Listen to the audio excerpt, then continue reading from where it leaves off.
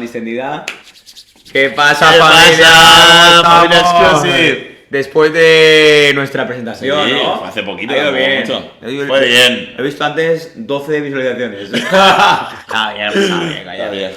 Y hemos traído a Guillermo a que nos salves un poco esta idea de podcast que hemos tenido. Sí, el primero Bueno, del nuevo podcast 2.0. ¿Cómo te sientes? Bien. Gracias por invitarme. No, bueno, presentamos, claro. O sea, Sí. yo que te tengo un respeto que me sabe hasta mal. A ver, delante de él como cátedra, ¿sabes? Ya, ahí es don Guillermo la Torroba Balmori, cardiólogo en Denia, ¿no? Si no me En el corriges, hospital de Denia. en el hospital de Denia. Sí. Hostias. Y Ahí está. bueno, él es de Palencia. Un saludo aquí a la gente de Palencia. Tal cual. A los cuatro que hay. Claro, los cuatro que hay. Va, cuatro. Claro, tal cual. No lo que los de Alicante lo van a ver en Palencia, ¿eh? Y nada, tío, pues te traemos porque él es, bueno, cardiólogo y para que nos cuentes un poquito todos aquellos creencias, mitos, etcétera, que hay acerca del deporte en concreto Información en general. y del trabajo de fuerza. ¿Cómo estás? ¿Bien? Perfecto, bien. Un pelín nervioso. No puede ser. Sé que no, claro, Nervioso. nervioso. ¿Has estado nervioso alguna vez en tu vida? No. Sí, alguna vez sí. Que yo te veo un tío, claro, no lo expresas, ¿eh? No, pero con el corazón de un paciente en la mano, Ahí ya. aflora la tensión. Sí, ¿no? No, es coña. Ahí justamente no. Ahí no. Ahí Ahí salta tranquilo. adrenalina, ¿no? Ahí ¿O tranquilo. no? Tranquilo. Tranquilo. O sea, tú cuanto peor es, o sea, más grave la situación, más tranquilo estás, ¿no? O sea, es lo que se demanda un poquito ahí, ¿no? Sí, ocurre un poco como con el funcional, que una vez que te metes en harina, ya tiras de memoria muscular y afortunadamente no tienes tiempo para pensar en lo que estás haciendo. Afortunadamente para mí, mi especialidad es fundamentalmente teórica, la parte práctica la tengo un poquito más apartada, entonces digamos que en mi día a día no siento ese tipo de presión. Sí, claro. ¿Qué preguntas ahora? Claro, es una barbaridad, pero es verdad. Bueno, vamos a ir un poquito a preguntas, pero es una charla distendida. O sea, a nosotros no nos gusta etiquetarlo como entrevista porque aquí aprendemos. O sea, sería aprender con Guillermo. Sí. O sea, nosotros Tenemos los prioridad de- meros espectadores de esta barbaridad. Tal cual. Sobre todo eso, pero empezando un poquito con el trabajo de fuerza y demás, querías tú empezar por esa pregunta, ¿no? O sea, Sí, quería decir que si el entrenar todos los días puede, o sea, si te entrenas todos los días, aún así puedes tener un ataque cardíaco. La pregunta es buena, ¿eh? Es una pregunta además muy lícita y no os voy a mentir que ya he pensado que algo así podía caer. Y fijaros, lo que yo he pensado es que en el estilo de vida que tenemos ahora, tenemos una vida más o menos acomodada de primer mundo, en el que la actividad física no está integrada como parte de nuestra actividad cotidiana. Nosotros vamos a un supermercado que nos pilla cerquita, nos desplazamos en coche o idealmente en transporte público. Digamos que no integramos esa actividad física en nuestro quehacer diario. De hecho, de ahí salen iniciativas populares como el conteo de pasos, que yo particularmente no soy muy fan. Y tenemos que hacer una actividad extra, un esfuerzo extra para integrar esa actividad deportiva, para integrarla como parte, ¿no? Porque actualmente es aparte y nosotros no vivimos como nuestros abuelos que tenían que desplazarse de forma habitual, que hacían una actividad cardiovascular diaria. Total. De hecho, las sociedades científicas, en concreto la de cardiología, recomienda aproximadamente 150 minutos de actividad física moderada, no intensa, repartidas en 5 días y se ha demostrado que si son 300, mucho mejor.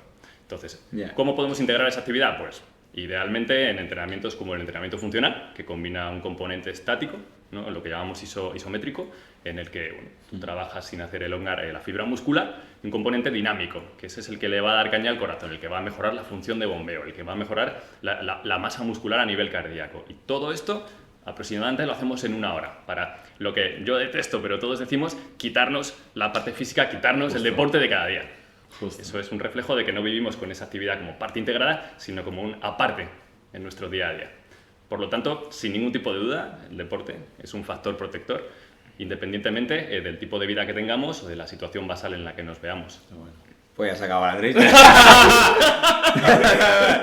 Ya tenemos. No, pero sobre todo, claro, o sea, al final llevándolo un poquito al terreno, al final el ejercicio físico, o sea, ¿cuál es la diferencia entre una persona, imagínate, vas a operar a corazón abierto como gestionista, imagínate la diferencia entre una persona que haya hecho deporte de manera asidua y que tenga, o que no haya hecho deporte? ¿Hay mucha diferencia? ¿Se nota mucho cuando ves a esa persona o no? Hombre, el deporte ya te va a dar una salud mental a priori una estabilidad emocional, un equilibrio que en el momento en que tú hablas con una persona ya vas a poder inferir. No es lo mismo hablar con una persona que tiene una ansiedad brutal y que no le puede dar salida con la actividad deportiva, que eso es uno de sus beneficios fundamentales, que con una persona que vive como todos los demás, hiperestresado, y que luego en el día a día lo que hace es comérselo. Ya en el primer contacto tú te vas a dar cuenta. En ese contacto puede ocurrir una consulta con un médico o puede ocurrir con un cirujano con un corazón en las manos. Puede ocurrir incluso a una persona si le preguntas por la calle la hora y te manda a la mierda. Entonces, ahí yo creo que tenemos un primer beneficio del deporte muy evidente, que es, oye, estabilidad anímica y un poquito más de felicidad. Además, a nivel fisiológico, esto está demostrado con la secreción de endorfinas. No sé si tu pregunta iba por ahí. Sí, sobre todo eso, el componente también de la salud mental ¿sabes? Al final en el deporte, ¿sabes? O sea, se nota un montón eso, ¿no? O sea, lo notas un montón que a nivel de salud mental la gente que hace deporte está mucho mejor, tiene menos ansiedad, menos estrés. O sea, en el día a día eso se nota, ¿no? Yo pienso que debería ser obligatorio como válvula de escape en una vida que ya os he comentado que vive aparte de la actividad física. O sea, es necesario. Y has hablado de estrés. ¿El estrés puede provocar a nivel cardíaco algún problema? ¿Hay evidencias o no sé? El estrés es un factor de riesgo cardiovascular demostrado prácticamente a la altura del tabaco, de la obesidad o del sedentarismo. Sí, absolutamente. O sea, estrés, ansiedad, todo ese tipo de cosas son factores de riesgo reales, ¿no? Factores a los que mejor o peor todos nos vemos expuestos, porque al final centramos, ya os digo, mejor o peor nuestra vida en torno a la productividad, que es básicamente el trabajo, y eso genera un estrés inherente por mucho que nos guste nuestro trabajo. Y luego el tema de trabajo de fuerza, que al final nosotros, bueno, ya sabemos, aparte, él entrena con nosotros y sabe un poquito, nos focalizamos sobre todo en el trabajo de fuerza. Había mucho mito antes, ¿no? Al final no está tan mentalizada la gente porque también no se tiene tanto conocimiento de los beneficios del trabajo de fuerza, ¿no? Y antes a lo mejor un médico, yo qué sé, en la consulta te decía, pues, me duele aquí, y era reposo, o era, vamos a parar un poquito, algo evoluciona. O sea, el trabajo de fuerza a nivel de beneficios cardiovasculares, ¿cómo dirías que afecta? Es verdad que, bueno, yo tenía un entrenador que lo sistematizaba muy bien cuando veía en el gimnasio que todas las mujeres entraban en el aeróbic y todos los hombres se metían en la sala, decía, hostia, todos los hombres tendrían que estar con el aeróbic, todas las mujeres tendrían que estar en la sala. Eso demuestra un poco la situación de la que venimos. Antes se separaba mucho un trabajo de fuerza de un trabajo aeróbico. Lo que se está viendo es que efectivamente combinar, como se hace en el entrenamiento funcional, aumentar las pulsaciones al mismo tiempo que mejoramos la masa muscular es lo que provoca un auténtico beneficio cardiovascular. Los médicos nunca vamos normalmente a prescribir reposo, sobre todo en pacientes cardíacos. Hablamos todo dentro de un orden. Nosotros siempre vamos a decir, oye, en cuanto puedas hay que empezar a moverse. Incluso en la cardiología nosotros tenemos asumido como parte integral de la recuperación lo que llamamos la rehabilitación cardíaca, que es un entrenamiento supervisado y progresivo, muy parecido a lo que se hace en el entrenamiento funcional, aquí en Exclusive. Lo que pasa es que ahí lo hacemos a posteriori, cuando ya pues, hemos tenido la consecuencia de la, entre comillas, o mala vida o mala suerte. Lo ideal, pues adelantarnos, que ese entrenamiento combinado, progresivo y supervisado, sea previo. ¿Hay algún caso en el que no sea conveniente el entrenamiento de fuerza o el de cardio para el corazón? Obviamente, cuando ya hablamos de una situación de patología o de enfermedad cardiovascular establecida, la cosa cambia, porque este tipo de entrenamiento es muy exigente, por muy bien hecho que esté, muy bien supervisado y muy progresivo. Ahí tiene que ser un poco el cardiólogo o el médico el que establezca el punto de partida. Esto lo suele dar normalmente la rehabilitación cardíaca. Pero bueno, eso es para otra entrevista.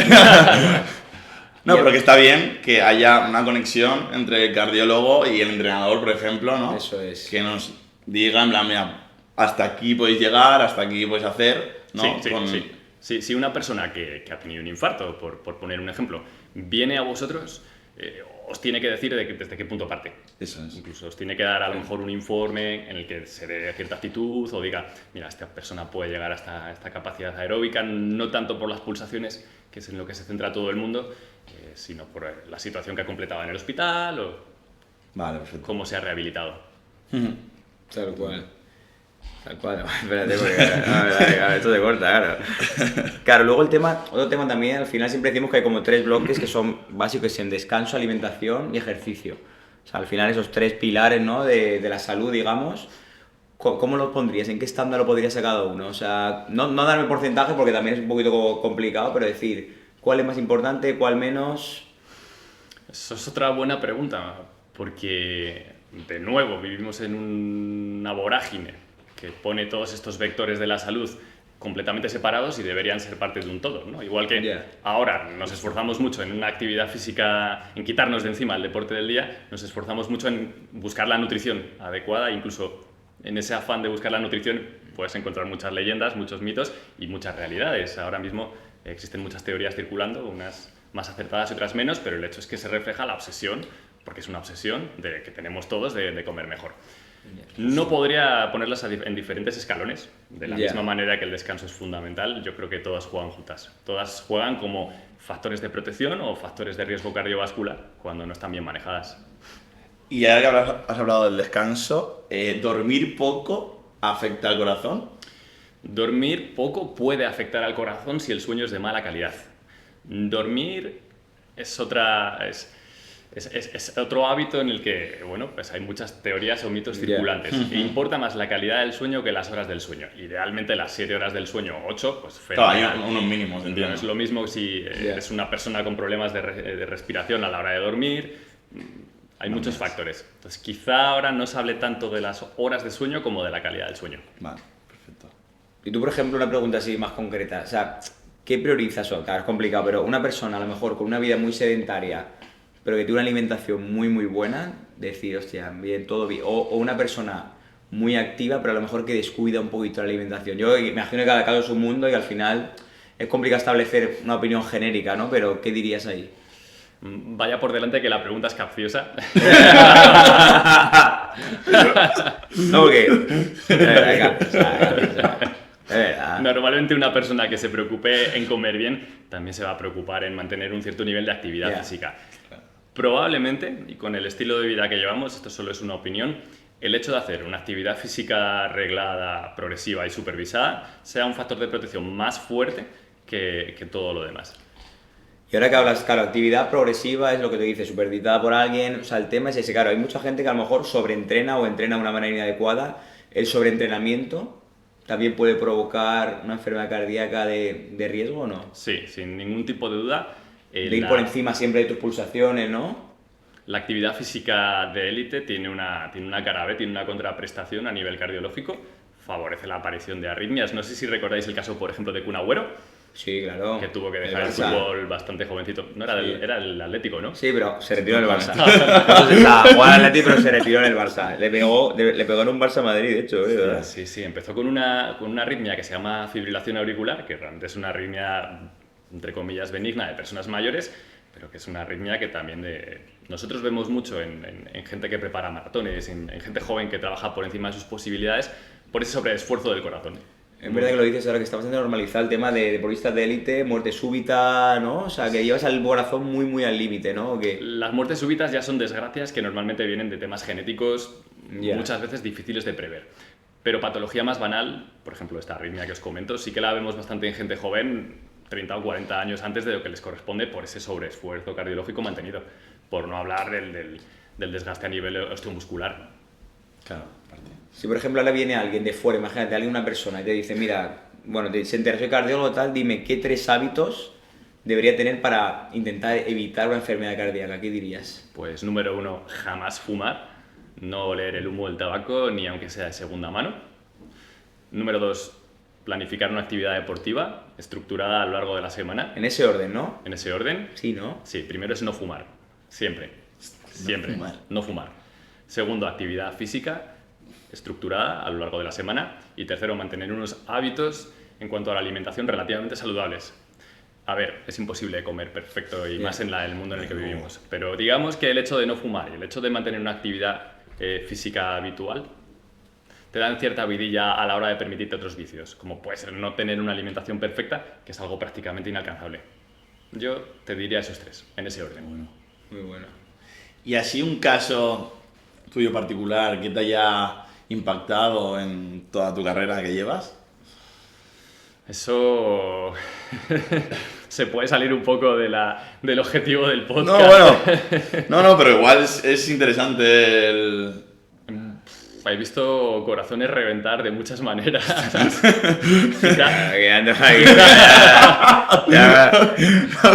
Quizá lo que más impacta a la hora de enfrentarte a la enfermedad cardiovascular es más el paciente que la presenta, a veces por un cúmulo de circunstancias o mala suerte en la vida, y otras veces pues por una serie de malos hábitos que llevados al extremo precipitan desgracias. Entonces no podemos jugar con todas las variables en la mano, no lo controlamos todo, hay un factor suerte, la vida es así, pero es verdad que lo que depende de nosotros y no hemos cuidado, cuando se da en gente joven, te rompe un poco el alma. Y sobre todo hay gente joven que a lo mejor se ha cuidado y que al final le ha tocado, ¿no? Puede pasar. El tabaco. ¿No? Yo te diría que en mi día a día, ahora mismo, los casos más impactantes son los de infartos en personas jóvenes, que no les correspondería, cuyo único factor de riesgo cardiovascular es el tabaco, que suele ir asociado a la ausencia de actividad deportiva, habitualmente. Una persona que se dedica al deporte, entrenamiento funcional, que combinas fuerza y resistencia, es imposible fumar. Mientras lo implementas es imposible. Tira la pregunta. No, pues ya ha dejado claro... Sí, pero como... Bueno, sí, más o menos. Ya ha dejado claro que primero mejor fumar, no hacer deporte y no fumar que hacer deporte y fumar. De nuevo vamos con... Ya, bueno, sí, pero ¿qué es lo que tú dices? Una persona que se cuida, que hace deporte, que tiene buena alimentación, no va a fumar, ¿sabes? O sea, que es muy raro ese caso, claro, es el tema, ¿sabes? Es raro. Es el tema. Raro. Y es que el problema del tabaco es que combinado con factores que normalmente no podemos controlar, a lo mejor el colesterol, tú no te has hecho una analítica, tu colesterol no es especialmente alto, pero es especialmente aterogénico, ya está. El tabaco no es una cuestión ni siquiera dosis dependiente. El día equivocado te fumas el cigarro equivocado y ya está ahí. Hostia. Es una ruleta rusa. Hostia. Y eso es dramático. Es dramático. Y a nivel de síntomas, o sea, porque al final se conoce como el dolor en el pecho, pero también pueden abarcar más síntomas, ¿no? Para también un poquito... Sí, yo siempre digo a los pacientes que el corazón es un órgano bastante noble en cuanto a advertencias. Tú, cuando algo empieza a no ir bien, te empiezas a fatigar más, tienes que pararte porque, oye, tienes ahí una presión extraña en el pecho, o simplemente en tu día a día sientes cierta limitación que antes no tenías. Ahí puede ser ahí. que sí, que sean datos de alarma, no necesariamente cardiológicos, pero las personas con factores de riesgo cardiovascular deben estar más al quite. Y normalmente yo, cuando veo a alguien, pienso, este pobre tiene papeletas para ser paciente mío. Esas personas, cuando empiezan a desarrollar este tipo de síntomas, es el momento, sí. Luego, como siempre, hay desgracias en las que, sin previo aviso, el corazón peta y, bueno, ahí tenemos un sistema nacional de salud estupendo que en la medida de las posibilidades garantiza la supervivencia de todo el mundo, pero todo empieza antes. Cualquier infarto que ocurre es un fracaso en nuestra labor. Sí, ¿no? Sí, todo empieza en el funcional. Tal cual. Hay que prevenir. O sea, claro, tú pondrías obligatorio el tema de hacer deporte, ¿no? O sea, a nivel, sobre todo, o sea, sería un requisito más indispensable en tu día a día. Sí, volvemos a lo mismo. Si en nuestro estilo de vida la actividad física no forma parte, sino que es un aparte, tenemos que hacer explícitamente un esfuerzo por hacer esa actividad física. Tenemos que buscar el hueco. Y habrás encontrado casos seguramente de gente que vida muy sedentaria y que aún sabiendo los riesgos tampoco sea capaz de hacer deporte porque no le gusta, porque tal... ¿Qué se le puede decir a esa gente? O sea, es complicado cambiar esa mentalidad, ¿no? Al final, sobre todo gente ya de tercera edad, que el trabajo de fuerza pues tampoco lo tiene tan interiorizado, ¿no? Claro, a nivel de tercera edad y sobre todo en una sociedad como la nuestra que cada vez es más longeva, es que ya no estamos hablando de cantidad de años, estamos hablando de calidad de años. O sea, fijaros que a partir de los 40 años más o menos, la pérdida de masa muscular, lo que llamamos sarcopenia, que es una palabra que también está muy de moda, es alrededor del 1%. O sea, entre los 40 y los 70 años vas a haber perdido aproximadamente un 30% de tu masa muscular si no haces nada. A partir de los 70 años esta caída es muchísimo más dramática. Entonces, a nivel de entrenamiento y específicamente funcional, nosotros podemos prevenir e incluso revertir hasta cierto punto esa sarcopenia, pero además estamos trabajando factores como el equilibrio. Te vas a caer menos si tienes una cierta propiocepción y si te pegas la hostia finalmente, probablemente no te vas a romper la cadera porque tienes un hueso... Un tejido protector, decimos, ¿no? Al final la masa muscular es un tejido protector que al final... Sí, señor. Y ocurre además que en nuestra sociedad la gente empieza a vivir con 70 años, por lo mismo, porque trabajamos y hostia, llegan los 70 años, venga va. Y si no te has cuidado en ese momento, puede no empezar el mejor periodo de tu vida. Entonces, en ese sentido, estructurar una actividad física y sobre todo con entrenamiento funcional, que te permite optimizar tu hora de entrenamiento diario o cada 2 días, para mí es ideal. un auténtico descubrimiento, por cierto. Claramente, es mutuo. Totalmente. Pues yo creo que para finalizar, no sé qué consejo le das a toda esta gente, pues que aún sea reacia, tanto Justo. jóvenes como gente de tercera edad, que sea reacia a hacer deporte o al trabajo de fuerza, porque esto pasa mucho. Yo es que me lo paso mejor bailando, me lo paso mejor jugando al pádel, que al final el cardio es un complemento, que nosotros siempre decimos que el cardio es un complemento del trabajo de fuerza, que al final es el que te va a proporcionar masa muscular, que al final es lo que nos va, como hemos comentado, a proteger y nos va a ayudar mucho. ¿Qué consejo das a esa gente? Pues les diría que, bueno, que es natural que no sientan la pulsión de hacer deporte porque no es algo obvio ni es algo a lo que se te invite. Se te va a invitar a ganar más dinero y a trabajar más y mejor. Entonces, como la actividad física no es parte, hay que hacer un aparte, hay que programarlo, te va a dar calidad de vida en todos los demás aspectos de tu vida. De hecho, es gracioso porque cuando llegamos a Campello, María José y yo nos planteábamos, yo se lo planteaba, vamos a apuntarnos a baile por hacer una actividad común. Dijimos, hostia, vamos a probar en el Exclusive, que tenemos unos amigos que nos han hablado muy bien. Vinimos un par de días, yo venía con poca esperanza, de hecho yo me apunté un día a la semana, si os acordáis. Sí, verdad, lo mío es el remo, yo voy, la acompaño y ya... Es verdad. Cuando huele sola me borro. Esa es la mentalidad. Eso bueno, digo, este no vuelve. Ya. Esa era mi idea, pero descubrimos que aquí pasábamos una hora de mucha calidad a nivel de ocio, porque aquí específicamente no conozco otros sitios, ni sé de qué van. Aquí el ambiente es especialmente amable, conviviendo con personas. No entremos en más detalle. Convivimos con personas de todas las edades, nos lo pasamos muy bien y al mismo tiempo sales con la sensación de haber hecho un trabajo muy muy bueno. Entonces yo me enganché hasta el punto de que ahora ya soy el primero que quiere venir más días y no concibo el resto de mi actividad deportiva, que es el remo, sin este complemento físico. Por lo tanto, animo a todo el mundo. Pues nada, una barbaridad. Me quedaría 5 horas escuchándote y sé que la gente se quedaría 5 horas porque es espectacular. O sea, oírte hablar, o sea, que lo sabíamos, pues sabíamos que iba a ser, ¿sabes? El día a día. Es maravilloso y podría ayudarte en esa parte de funcionar a ti, que al final, cardiólogo, gente, pues, o sea, nos da mucho, la verdad que nos llena un montón. Totalmente. Así que nada, pues. Despedirnos. Esta tarde a las 8. y dejadnos lo que queráis, que queréis, que otro tipo de preguntas, preguntas a nosotros, lo que queráis. Pues aquí estaremos. Vale. Venga.